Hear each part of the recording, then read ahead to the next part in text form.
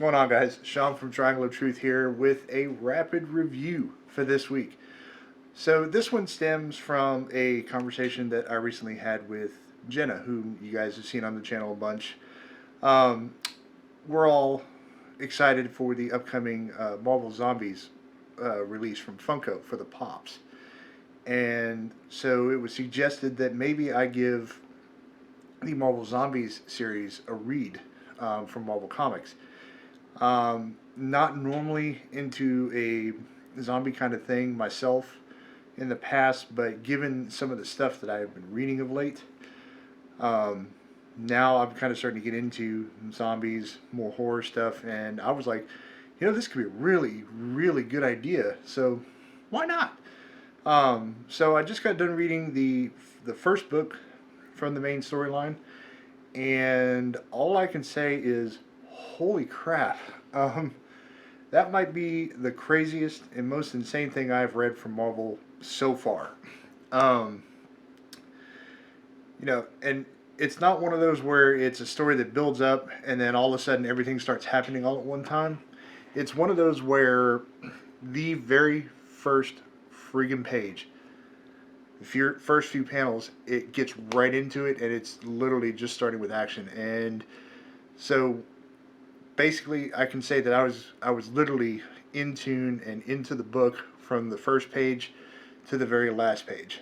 Now, I hate that the last page was left on such a cliffhanger, and they're like, "Oh, to be continued in Marvel Zombies 2." It's like, great, but I want it now. So, luckily, we do have all the books, and I can do that. But nonetheless, all I can talk about is book one here. So, they don't necessarily say how or where it came from, but it starts off with the Avengers are the very first people infected because they were responding to some kind of attack or something in downtown New York. And at this point, Captain America is Colonel America. That's what everybody keeps calling him. They all get infected, and then they all turn into raging, flesh-eating zombies with an insatiable appetite. I mean, it cannot be. You cannot take care of it. They're always hungry. It doesn't matter what. And it basically starts out. You first see Peter Parker, who's Spider-Man, come home. They wonder if he's all right, and he's basically been bitten, if I'm not mistaken, by Colonel America. And slowly, as he's in his apartment with Mary Jane and Aunt May, he turns. And just from that moment on, it is nonstop action, every page, every issue. Leads into eventually the Fantastic Four, which is kind of where a lot of this was, I guess, done in their issues. Reed Richards, who was tasked with trying to find some kind of cure or anything that they could do to help humankind, because from the time that it happened to the time that humanity would basically just be done and over with is like a day or two, for them to eat everybody on Earth, billions. Well, Reed decides that the best thing to do for everybody is just to get bitten. Now, the one thing that you eventually learn throughout the comics is, yes, everybody is a zombie. Yes, everybody has an uncontrollable appetite to eat and devour flesh. But they all still retain their minds. So you have a Dr. Reed Richards zombie, a Tony Stark or Bruce Banner, everybody who they still have all their normal personalities, but with some zombie twists into them. Even the Hulk. Um, so you can imagine that any kind of plan conjured up by Reed Richards, who's one of the most brilliant minds in all Marvel comics, is bad. So it leads over to he somehow is in contact with a parallel Earth, another Reed Richards that's like 20 years younger. So he's basically got a way to trick him because this Reed is younger, a little more naive, doesn't know as much, so his intelligence isn't what this, 40, 50-year-old Reed Richards is. And he's able to trick him into opening or building a gateway to go over to their planet. So all they've got to do once they're done eating everybody on their Earth, they can just cross, dimensions, and boom, you got billions of new people to eat. So that's what they do. They trick them into letting them over. They kind of halfway get them contained at first, but as always, the evil zombie Fantastic Four, they have a plan. And it comes to fruition when they trick them into thinking that a freaking pen is able to transport them out of the cell. And really what they did was he hit it, made him think all this, and blah, blah, blah. And all it was Sue Storm put a force around him, made him invisible, so that they would open up the containment tank or whatever that they were in, and all they had to do was, reveal the force field. Boom, they attack. They're out. Well, at this point, to kind of help with everything, the Fantastic Four of this alternate Earth have gone and asked Victor Von Doom for help, primarily for two things. First and foremost being to save Johnny, who's got some kind of alien from the negative zone in him that's basically just eating him alive. And Victor claims, that he can get rid of him. He knows how to exorcise him with magic, yada, yada, yada. Well, as a side plot, all this was him. He had actually summoned this thing, and it got into Johnny. So that what he could do was another magic thing to be able to swap brains with Reed Richards. All because he is so butthurt, this honor thing, that Reed blames Victor for the mistake and how everybody basically got their powers. Again, the usual stuff like that. And so this is his way of getting back at Reed, who does agree to do this because he does want to save Johnny. So they go through with it. They come back.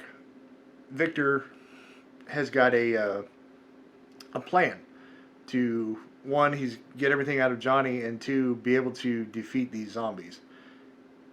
Doesn't quite work how he wants. He made a miscalculation in getting the thing out of Johnny and then straight back into the negative zone. Apparently he mispronounced a word, and so this thing's loose on the physical plane of Earth looking for the new most powerful host.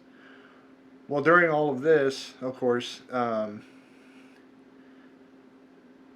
Reed comes over and as Doom, and he's still there. Well, Reed has all of Doom's powers because he's in his body. He's got all of Dr. Doom's powers, his strength, and everything. So that is the strongest being that is there, and that's what this thing goes and finds.